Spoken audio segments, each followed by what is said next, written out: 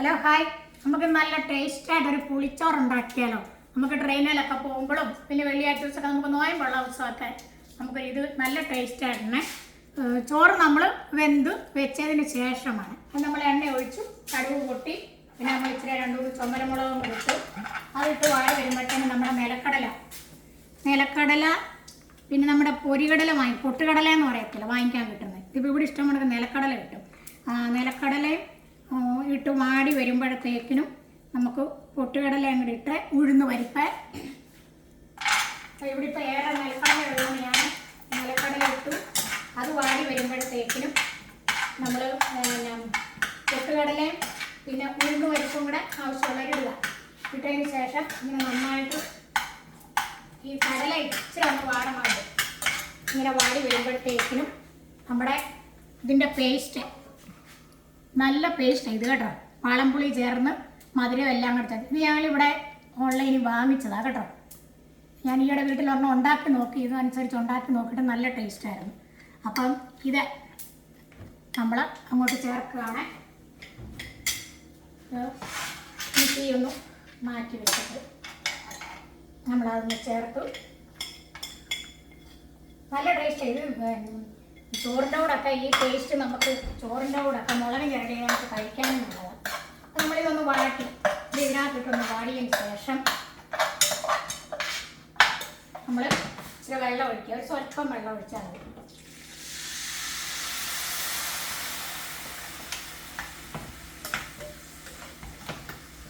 വെള്ളം ഒഴിച്ച് നമുക്ക് മല്ലിയിലയും പുതിനായിലയും കരിവേപ്പിലയും എല്ലാം ഇട്ട് നമുക്ക് ഒരു 5 മിനിറ്റ് നമ്മളൊന്ന് മൂടി വെക്കാം. 5 മിനിറ്റ് നമ്മളൊന്ന് മൂടി വെക്കുമ്പോൾ ആ കപ്പലണ്ടിയുടെ അതിൻ്റെ പൊരികടലയൊക്കെ ഇടുമ്പോൾ അതൊന്നും വെന്ത് വരും. അത്ര വെള്ളത്തിൻ്റെ ആവശ്യമുള്ള സ്വല്പം വെള്ളത്തിൻ്റെ ആവശ്യമുണ്ട്. നമ്മൾ വെച്ചിരിക്കുന്ന ചോറ് ഞങ്ങളിപ്പോൾ ബസ്മതി റൈസിൻ്റെ ഇതാണ്. ഇതായിട്ട് നമ്മുടെ നാടൻ ചോറും ഏത് അരി വേണമെങ്കിലും ചേർക്കാം. നമ്മൾ ചോറിങ്ങനെ ഊറ്റി വെച്ച് ഉപ്പിട്ടില്ല നമ്മൾ ചോറ് ഊറ്റുന്നത്. ചോറിങ്ങനെ ഊറ്റി വെച്ചിട്ട് അത് അതിനകത്തോട്ട് എളുപ്പമാണ് നമുക്ക് ഈ പേസ്റ്റ് ഉണ്ടാക്കാനായിട്ട്. ഗുണമുള്ള സാധനമായി. ഈ പേസ്റ്റ് അരയ്ക്കുമ്പോഴും നമ്മൾ കപ്പലണ്ടി ഇതിനകത്ത് അരയ്ക്കുന്നുണ്ട്. അപ്പോൾ ഇത് കപ്പലണ്ടി ഒന്ന് വെന്തു. ഇനിയിപ്പോൾ നമ്മൾ ചോറ് കുറച്ച്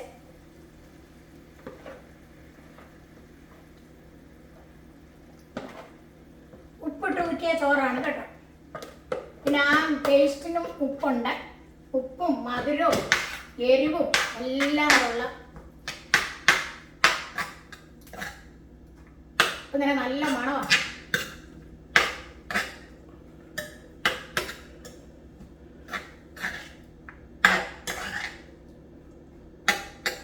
നമ്മൾ ട്രെയിനിലൊക്കെ പോകുമ്പോഴും പിന്നെ പിള്ളേരൊക്കെ അങ്ങോട്ടും ഇങ്ങോട്ടൊക്കെ പോകുമ്പോഴും ഒക്കെയാണല്ലോ നമുക്ക് ഇതുമാണൊക്കെ ഒരു ചോറ് ഉണ്ടാക്കി കൊടുക്കുവാണെങ്കിൽ നല്ല ടേസ്റ്റായിട്ട് ഗുണവുമുണ്ട്. കപ്പലണ്ടിയൊക്കെ ചേർന്നതാണ് നമുക്ക് ഉപയോഗിക്കാം.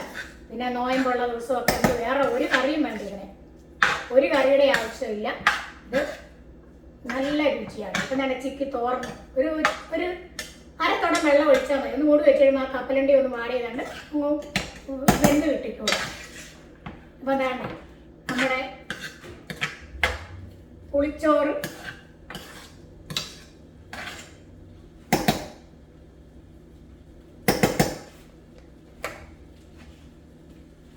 നമ്മുടെ പുളിച്ചോറ് റെഡി. ഇനി സേവ് ചെയ്താൽ മതി. ഉപ്പിട്ട് ഊറ്റുക. അങ്ങനെ നമുക്ക് വേറെ ഒരു കറിയുടെ ആവശ്യമില്ല. ഇത് വേണമെന്നുള്ളൊരിതേ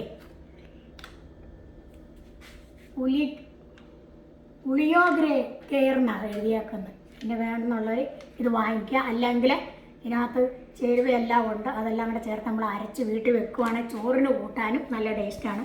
കപ്പലണ്ടി എല്ലാം കൂടെ ചേർത്ത് അരയ്ക്കുന്നതാണ്. വാളംപുളി ഇഞ്ചി എല്ലാം ഉണ്ട്. അപ്പോൾ ഓക്കെ, എല്ലാവരും ഈ പുളിങ്കറി ഒന്ന് ഉണ്ടാക്കി നോക്കുക കേട്ടോ. Okay, by.